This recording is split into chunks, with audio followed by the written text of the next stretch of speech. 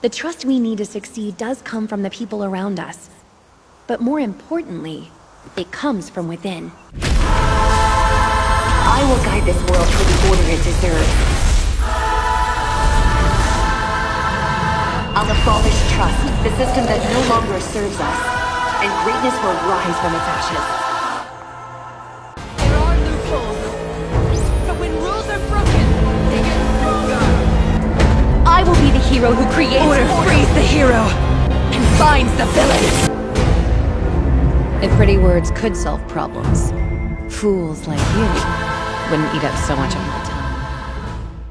Queen is so fucking cool. In its 24-episode run, To Be Hero X gave 10 heroes their own personal arcs along with a host of supporting characters, each filled with some of the most epic action sequences and music you can imagine. And Queen somehow manages to have more aura than all of them combined. Well, except for X. And trust me, there is a reason why Lu Yue is the queen. Because, oh boy, uneasy lies the head that wears the crown. And most of that burden is self-inflicted.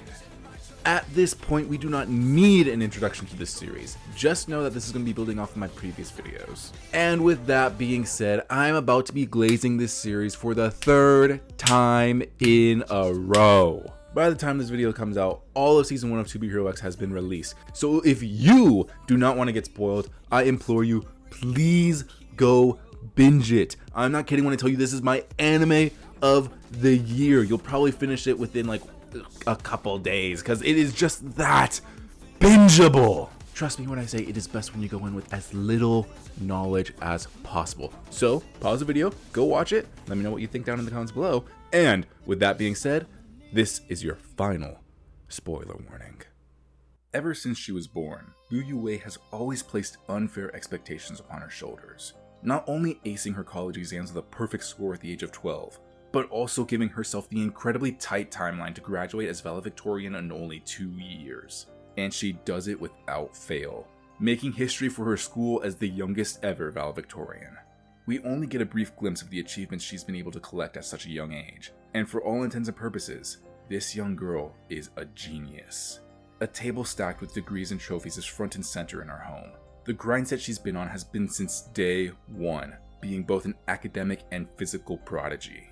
Yet when called a genius, she pushes the compliment aside. This isn't because she's humble. No, in fact, the word isn't even in her vocabulary. Neither is modesty nor restraint. Instead of relying on the trust system this world has so quickly turned into a crutch, the only individual she wants to rely on is herself.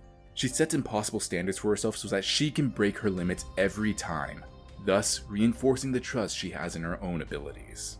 She stands upon the podium given to her, but instead of giving a speech about college and how she'll never forget the experience, she uses this platform to call out the failure of the trust system, the agencies that sponsor heroes, and the overall integrity of modern-day heroism, declaring that she will become X and abolish it all, making way for a new, more reliable system that will create genuine heroes without needing to rely on the trust value of others.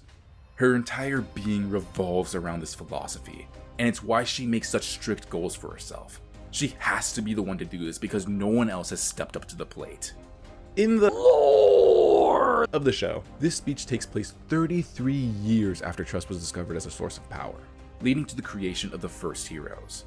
It only took 5 years before an ex-hero turned villain monopolized that trust system, causing a disaster of untold proportions. And in the 28 years since the creation, the cracks within their organizations have already become apparent, flooding with corruption, conspiracy, and greed. Unlike so many others, Lu Yue has no interest in the title of X for the fame, money, or status it grants. She doesn't care to go into the history books for being only one of a handful of women to achieve such an accomplishment. She wants to do it so she can have the power to form a better world, one where her influence has real meaning. At first, many see this as a laughable goal. With this being so early within the creation of the superhero, it is a very male-dominated field. Of course, there have been previous female heroes, but it was very rare at the time and even more rare for them to make it to the top. Despite this, she doesn't flinch or hesitate when it comes to publicizing her goals. And once her speech is finished, she immediately jumps to her next lofty ambition, breaking into the top 10 within the next 4 years. Ironically enough, it is this very speech about self-worth and trust that skyrockets her own trust value among the masses. And whether she intended to do so or not, also began a wave of new female heroes taking the spotlight. She hadn't even professionally started her hero journey and she already began impacting the new age of heroes. This new boom in female heroes and support granted her the moniker of Queen. While we don't see her reaction to the quickly growing status of female heroes, this no doubt only bolstered Queen's arrogance. Here she is at the age of 14, already influencing the world with her words alone. For the people that have her graduation speech fresh in their mind, this no doubt only made them believe that Queen's naive dream of being able to change the very fabric of the world on her own might actually be attainable. The faith and confidence she had in herself was reflected back at her as the public saw what she was already capable of, and started to believe that she would be able to achieve her insane ambitions. And the more the teenage hero proved herself out in the field, the more possible it became to believe that she'd become X. The power she gained through this trust is nothing to sneeze at, being able to create a domain where she sets the rules to whatever suits her best, literally bending the world to her favor, granting her flight, telekinesis, and a whole host of other overpowered abilities. While these abilities are fitting for a queen, it was the public's perception of her that gave her these abilities. Her speeches, actions, and accomplishments genuinely make the people believe that she can change the world. At the time of recording, we don't exactly know what caused Lu Yue to become such an idealistic hero at such a young age. There are hints, however.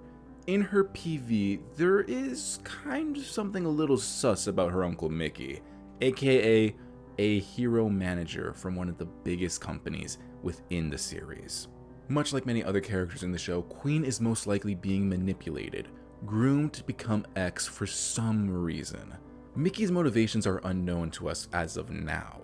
Granted, it is not hard to think that maybe he's after money, or more likely, a hero who can change reality and warp it to his whim, which is probably why he keeps reminding Queen that she has to become X so she can do this very thing.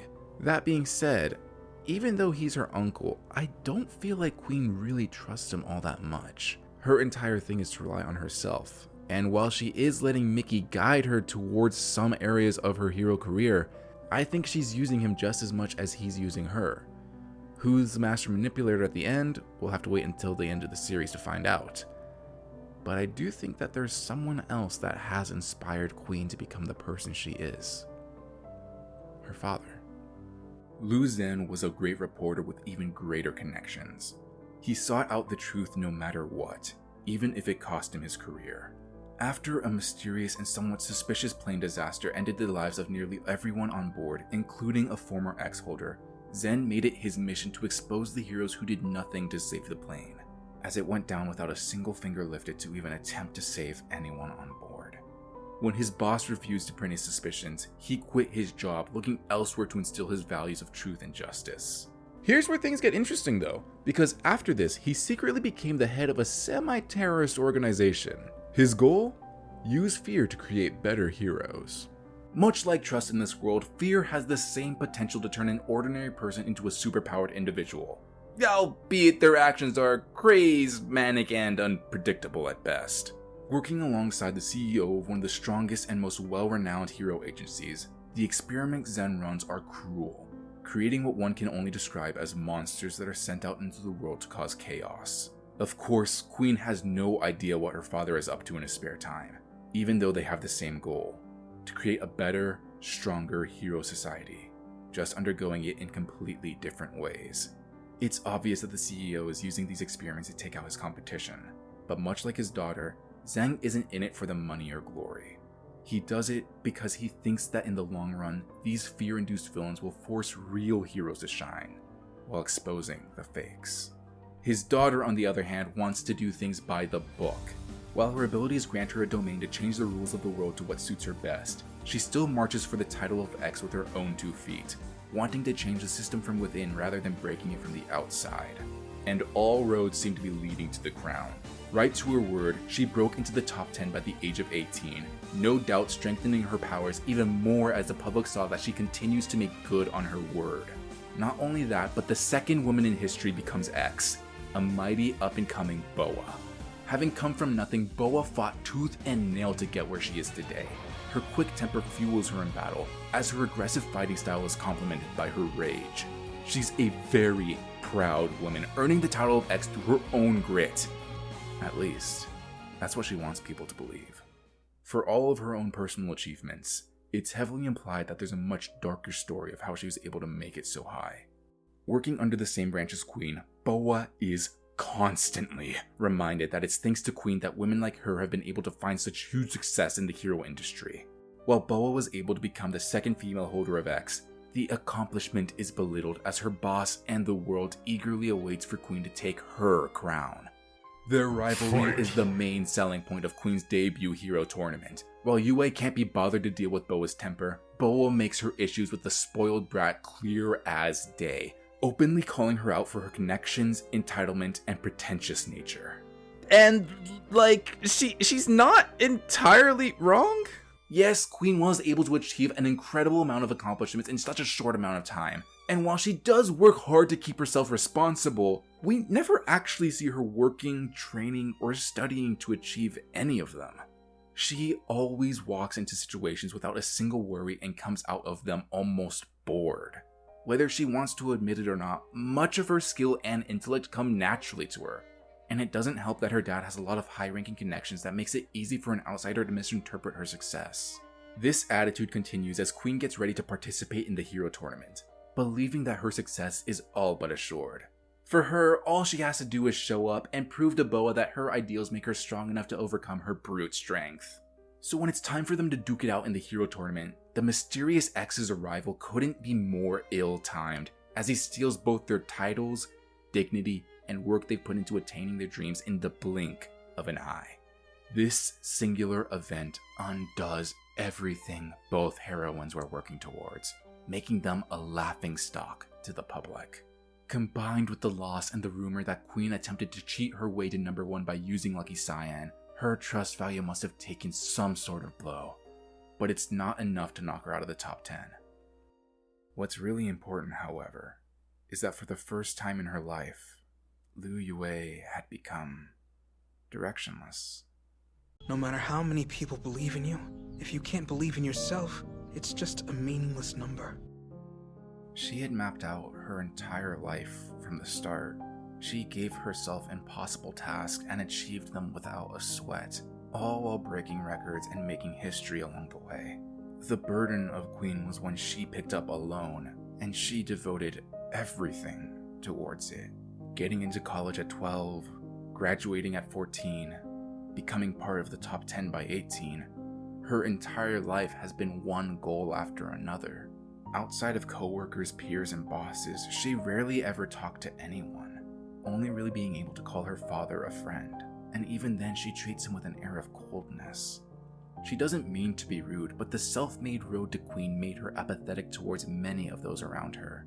In her quest to make the world a better place, Liu Yue completely forgot to be a person who lived in that world. Queen quickly slides into a depression, the loss affecting her more and more with each passing day.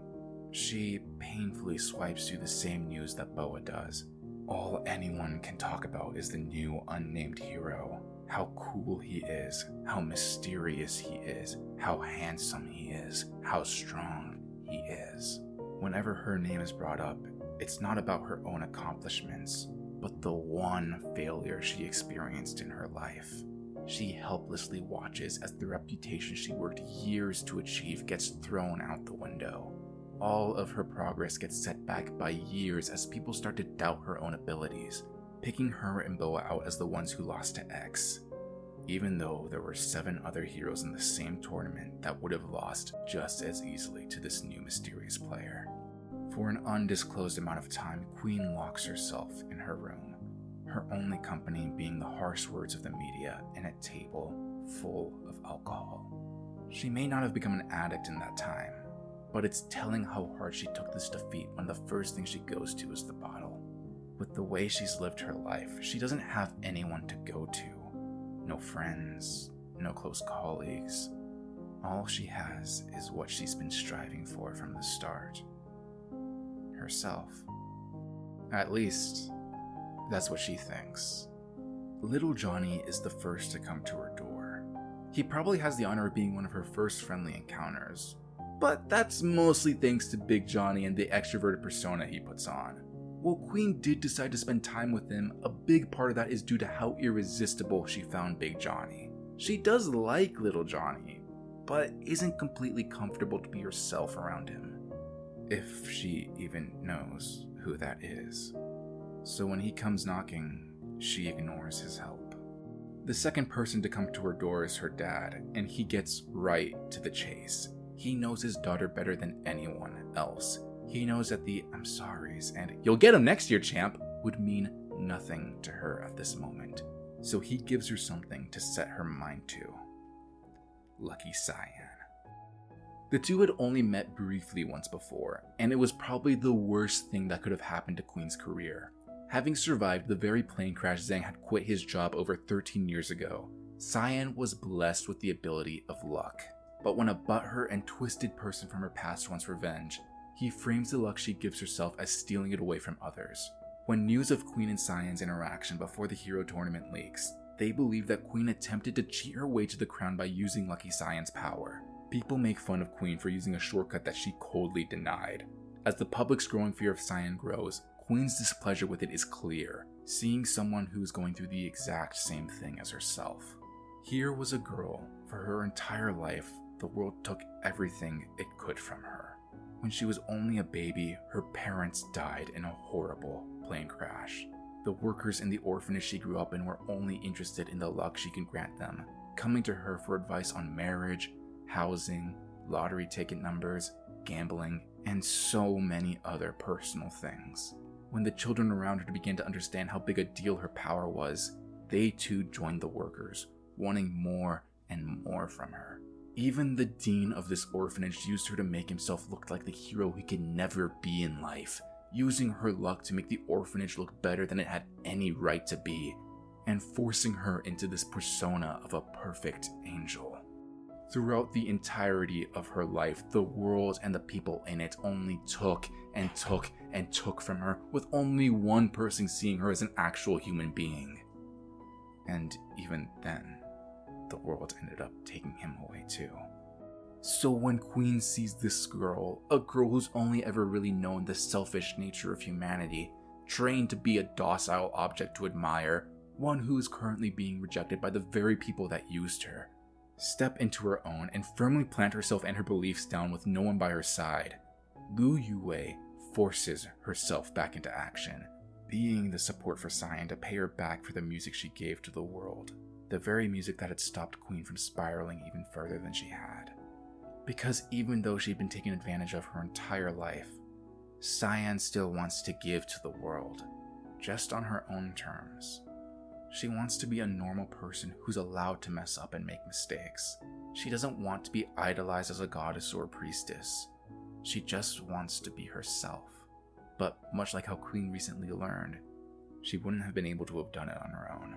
With the information that Queen passes down to her, Cyan is able to clear her name and live her life the way she always wanted to, by her own rules. And what are the Queen of Rules, you may ask? Well, she locks in. No longer welling up in self-pity, she goes back out onto the street, starting from square one as she rebuilds her reputation one mission at a time. She works harder than ever to earn back the reputation she had lost, spending the next 2 years grinding away, rising higher and higher on the hero ranking than she ever had before. Bowa, on the other hand, completely disappears from the hero world, projecting her failure onto Queen. Her obsessiveness and misplaced anger with Queen drives her to neglect her hero duties, and the once two-time title holder of X quickly falls from the rankings of the top 10. If after everything she's sacrificed isn't enough to demand the people's trust that she thinks she deserves, then she will gladly let her anger drive her towards fear to give her the power she needs to kill the phony Monarch and take back her title of X. Their fight is so cool, and choreography-wise, it is one of the best this series has to offer. Something very interesting to note during this fight is when Queen freezes Bowa for the second time. In their first encounter, when Bowa was frozen back in the hero agency, she was still able to make some headway, her fist crawling towards Queen centimeter by centimeter. Now, there are a few caveats to this. If the power from a hero's trust completely contradicts the rules that she's trying to impose on that hero, there is a high chance that it will not work. A big factor in this is the ranking of both Queen and the other hero. We can see this take effect in her fight against Furman in her PV, which most likely takes place right before she loses to X. Here, she fully knows the exact limits of her powers, so when she tells the man who literally cannot kneel to kneel at her feet, this is a very public display of her testing out if she has become strong enough to actually bend the rules that the trust system has imposed on someone else. Granted, she does fail at this, but seeing as she is able to move on to fight X later, I don't think Furman made it out. She probably just told him to stop. We can also see this take effect again when she tries to freeze Bowa for the first time. Queen was a lot weaker back then in terms of trust value, and Bowa had just become X. Now that Bowa's trust had plummeted, we can see that Queen's domain was able to completely freeze her in place, despite the power Fear had given Bowa. This might make one think that Queen has the advantage here, but while Bowa may have slipped from the top 10, those 2 years she had focused on defeating Queen to reclaim her throne. Her delusions not only fuel her, but also focused her. In the 2 years since they lost to X, she studied Queen and her rules, finding the loopholes within them, combining frontal assaults and ranged attacks to keep Queen on the defensive, her strict rules having trouble countering Bowa's malleable weapons. For you see, Queen's rules only apply to what she can see or catch within her domain. Bowa exploits this perfectly throughout the fight, deploying sneak attacks to get around Queen's law, using her own body as bait to pull Queen's attention from just how versatile her weapon is. Because what's the good of a rule if you can't see the people who are breaking it? This is what makes Queen's dynamic with her dad so interesting. For all of her speeches about making the world a better place and her firm morals, her own father is torturing people to create monsters for heroes to fight. It goes against everything she stands for, but it's outside her perception of him. Thus, she has no way of applying any justice towards his acts. What's a bit ironic about this fight is how Bowa was able to achieve Queen's goals by taking yet another shortcut. Since they lost to X, Bowa's trust value had plummeted while Queen was building hers up, staying well within the top 10, and yet Bowa is giving her the fight of her life with no signs of stopping. At the time of writing this, we don't know exactly how fear works, but by tapping into this unknown and strictly volatile substance, Bowa is able to surpass the trust system, becoming a one-woman army that only needs to rely on herself and her anger to carry her forward. It doesn't matter how many fans she lost. Their unreliable power means nothing to her now that she's self-sustained. Other friends or Something people that you can Queen has count been on? focused her entire No. life to be. I've always known I have to be the one to believe in me. Despite all the power, loopholes, and sheer determination, however, Queen was able to use Bowa's bullish nature against her, getting her to charge headfirst into her most powerful attack, reinforcing the effectiveness of her ideology that strict rules reign supreme over unpredictable human nature. But while Queen wins the fight, her injuries are too serious to walk off, and she ends up missing the chance to compete for the title of X. Once again, missing one of her preset goals for herself. Except this time, before she has the chance to slide into another depression, Cyan comes rushing to her side, giving Queen the first shoulder to lean on since she started this journey to change the world. Please be nice to yourself. You don't have to do this alone. Get some rest. We'll be right here by your side. With Cyan's kind words, Queen is able to bounce back both physically and mentally much faster than she had in her previous loss, and her arc comes to a completion. As while her circle of trust is still tight, it now extends a little bit past herself and her father, as she's finally accepted that it's okay to rely on people besides herself. Queen's arc is short but sweet, and while it might seem a little straightforward compared to other heroes in the show, it is still a powerful one. Having ever relied on herself for her power and accomplishments, Lu Yue was always teetering on a slippery slope, especially since she didn't know the first thing about modesty. Whether she knew it or not, her innate talents, personal connections, and overall charisma took her very far in life, hardly ever being truly challenged by someone who she might have deemed an equal. She doesn't care to make her own long-lasting connections, seeing it as a waste of time that gets in the way of her own overarching goals. This mindset forces her to only ever pay attention to what's in front of her so she can reach those goals, making it easy for her father and anyone else to hide within the shadows right under her nose. For as smart as she is, it's not that hard to stay off her radar. All you have to do is not get in her way and she simply won't bother. Her rules are strict and morals unbreakable, but only to those within her sight. Her father has been a supportive figure all her life. Why would she ever suspect him of being the head of a terrorist organization when someone like X stands in the way between her and the world she strives for? Having suffered her first failure in 20 years, it was easy for her to fall into a deep depression, losing sight and confidence within herself, especially due to the humiliating circumstances surrounding that loss. If not for the intervention of her father and Cyan's music, both being outside sources, having to have dealt with such a failure on her own could have very easily sent the young hero spiraling to a road of no return. Her path of self-reliance is exactly what led Bowa to take up fear. While she might have taken a couple of shortcuts on the way, Bowa was a self-made woman and hero. She worked hard to get herself to the title of X, but ridicule, rejection, and belittlement were always close behind, both before and after she became and lost the title of X. Losing in such an embarrassing public display sent Bowa spiraling, and without a support system in place, much like Yang Chen, allowed her anger and pride to take the best of her. She decided to take it out on someone who had nothing to do with it instead of taking responsibility for her own actions and shortcomings. Bowa's path was a warning for Queen because despite her apathetic and standoff demeanor, she does have a soft side that she only ever rarely shows, proving that she does care, but has a hard time separating that care from her personal ambitions. I guess you could say they're a dark reflection of each Forcing unrealistic expectations on herself had finally caught up to her, and she crushed herself upon those failures. Even after her battle with Bowa, Queen was about to fall into the same spiral if not for Cyan forcing herself into her bubble, propping her up with the same support and love that she had given her when the world turned against her luck. Queen still heavily relies on herself and her own abilities, but she's willing to have the connection she had always denied herself growing up. This can be seen when she relied on Cyan and her abilities during the alien ship raid to scout out for civilians while she held off the heroes fighting instead of doing it all by herself.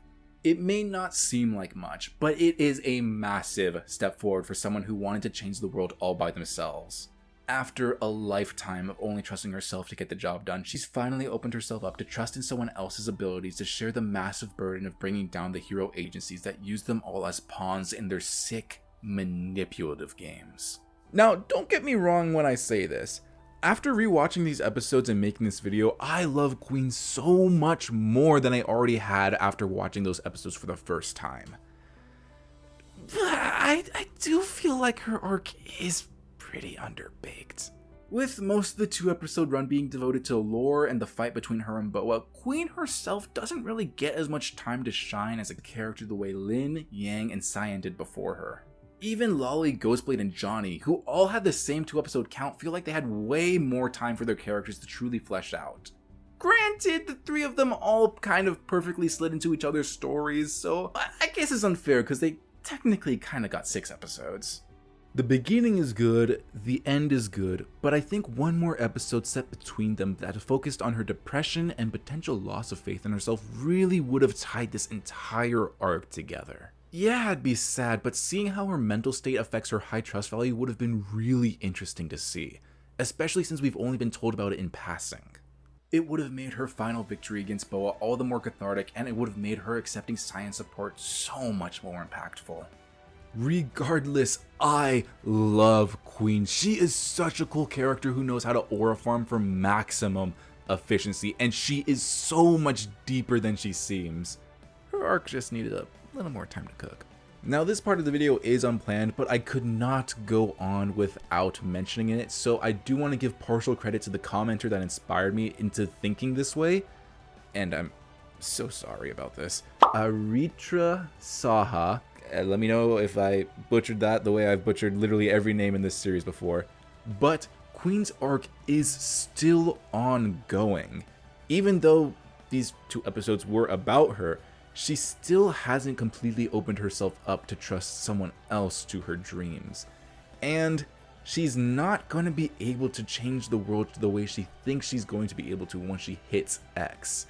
Yeah, the X right now is a reality warper, but I don't think Queen's entire, motivation, like her goal, is going to be able to be solved by becoming a ruler of the world.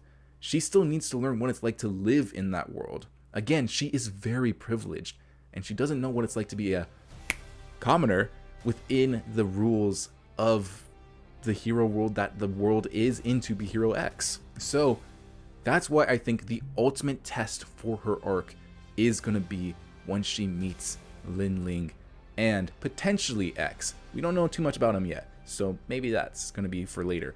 But Lin Ling, I think, is the future for this world. If they keep the trust system, if they keep the hero, maybe throw away the hero rankings, but if they keep the trust system and heroes, Lin Ling so far is the ultimate hero in terms of he's kind of like the Superman, the All Might of this world. He is someone for the people to look up to and believe in, not only the heroes but themselves. He's the ultimate journey to becoming that self-made hero that Queen really wants the world to be. The only thing with him is that he does still rely on trust, which I don't know how they're going to get rid. I don't know what Queen's goal is there to get rid of the system, unless she's going to try and get rid of all heroes in general, which maybe that's what she's going for. But if she can't do that, I think the final step within her arc is going to be to relinquish her crown to Lin Ling so that he can inspire others if he becomes X. That's just the theory. If you want, you can read the whole comment thread. It is in the Lin Ling video that I did, Dark Reflection. Thank you so much, Aritra. I'm so sorry for butchering your name, most likely.